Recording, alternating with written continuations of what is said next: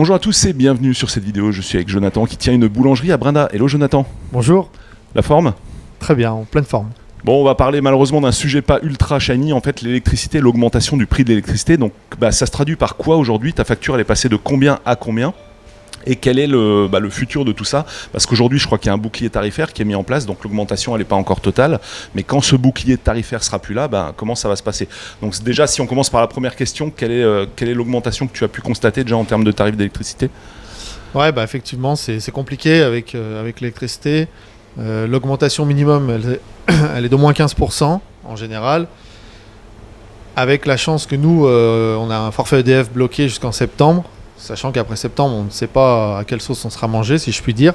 Donc là, jusqu'à maintenant, ta facture d'électricité, elle était de combien avant l'augmentation de 15% et elle est de combien maintenant avec cette augmentation ? En général, une boulangerie comme la nôtre, il faut compter à peu près 1500 € à 2500 € par mois d'électricité. Et du coup, avec la hausse, on s'attend à plus de 3000 €, à plus de 3000 € d'électricité par mois. Avec les hausses annoncées au minimum. Après, si ça part à 300%, à 200%, à 30 000 € par mois, ça signifie quoi là pour ça signifie qu'au bout de 1 mois, au bout de 2 mois, la trésorerie ne sera pas suffisante pour payer tout ça. Du coup, il y aura des employés au chômage. Fermeture de la boulangerie, quoi. C'est aussi simple que ça. C'est ça. Tu m'avais parlé de boulangeries qui reçoivent tout ce qui est pain, croissant, etc. Vraiment déjà tout fait, industriel, et qui ne font que le chauffer. Même dans ce mode de fonctionnement, ça entraînerait la fermeture, tu penses ? Effectivement, malheureusement, en France, le congelé, c'est 80, enfin, je dirais pas 80% des boulangers, mais il y a beaucoup de boulangers qui utilisent des produits semi-finis ou finis pour gagner du coup en masse salariale, par exemple. Parce qu'un salarié en France, ça coûte très cher avec les charges. Et de prendre des produits finis comme la viennoiserie, etc. On gagne surtout en charge salariale, et effectivement pour des produits semi-finis comme des bunes, etc. En électricité, on gagne aussi.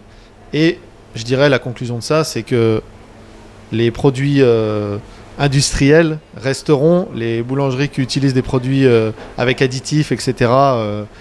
Pourront rester, et ceux qui font tout maison comme nous, on va plus avoir de mal justement à survivre, quoi. Alors quelle est la seule porte de sortie si tu veux faire du traditionnel, quoi ? Ce serait quoi, par exemple le four au feu de bois, tu penses ? C'est jouable ?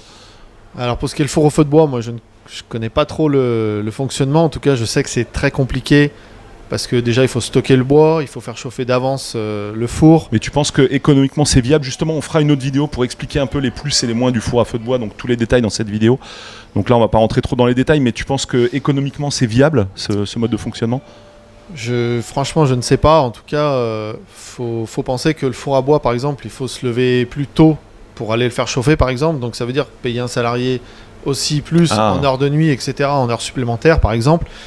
Donc je prends cet exemple-là, mais c'est beaucoup plus compliqué, par exemple, pour faire recuire l'après-midi des baguettes, pour avoir des baguettes chaudes, le temps que le four monte en température, etc. Le bois, ça s'annonce compliqué. Donc je pense que c'est encore quelque chose de compliqué, le feu de bois. Après, pour ce qui est encore les panneaux solaires ou quoi, je pense pas que ça soit assez puissant justement pour pallier aux puissances énergétiques qu'on a besoin. Pour ma part, moi, je suis bloqué en tarif parce que c'est EDF. Ah, donc là, aujourd'hui, pas de changement pour l'instant, je n'ai pas de changement.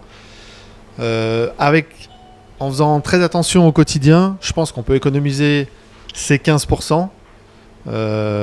Après, si ça va au-delà, là, ça va être très compliqué. Ça se traduit clairement par la fermeture de plein d'enseignes, d'après toi ? C'est évident que s'il y a plus de 30%, 50%, ça va être vraiment compliqué à gérer la crise, sachant que malheureusement, il n'y a pas que ce problème d'électricité, il y a aussi l'inflation des matières premières qui est là, et ça aussi, ça fait du bruit. Tu peux citer quelques exemples que tu m'avais donnés hors caméra tout à l'heure qui sont vraiment super intéressants ?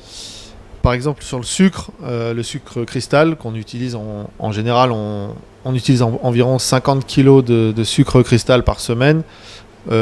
C'était 50 centimes au kilo il y a un an, et c'est passé à 1,65 € le kilo. Le beurre, c'est pareil, on a fait une augmentation de 50% minimum, même même en prenant du beurre français, du local, etc.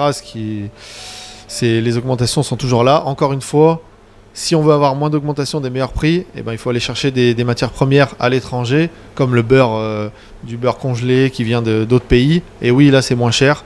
Mais du coup, on est dans une spirale où justement, c'est tout sauf ce qu'il faut, quoi. Ah, clairement. Et la farine aussi, ou ça donnait quoi ? La farine, on est à peu près à 25% d'augmentation. Au début, du coup, c'était les hausses du carburant. Donc des livraisons, etc. C'était 7 centimes par 7 centimes tous les trimestres au kilo. Et au final, on arrive à peu près à 20-25 centimes d'augmentation sur notre farine au final. Oui. Ouais, parce qu'effectivement, c'est sûr que les carburants, ça rentre dans l'équation finale de l'augmentation. 2 euros le globale des litre prix, et quoi. c'est pas fini. Ouais. Ça va être compliqué. Ouais. Donc là, aujourd'hui, comme variable d'ajustement, en fait, tu expliquais s'il y a 15% d'augmentation d'électricité, on peut couper tel et tel truc, optimiser tout ça, on peut passer le cap. Mais tu as peut-être d'autres leviers, peut-être, je sais pas, augmenter le prix de la baguette, du pain, etc. Ouais, du coup, ce qui est très important, et nous, on l'a déjà fait en amont, c'est prendre les devants et répercuter les augmentations. Donc ça, c'est indispensable. Malheureusement, beaucoup trop de boulangers n'ont pas le temps de le faire et prennent pas le temps de le faire. Et au final, ils se retrouvent à la fin de l'année avec des bilans où ils sont à moins 50 000 euros, moins 40 000 euros.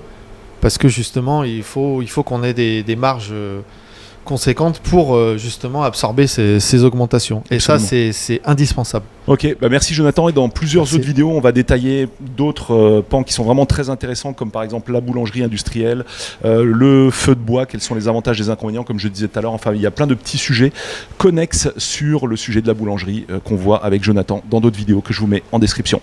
Merci Jonathan. Merci. Salut à tous. Salut.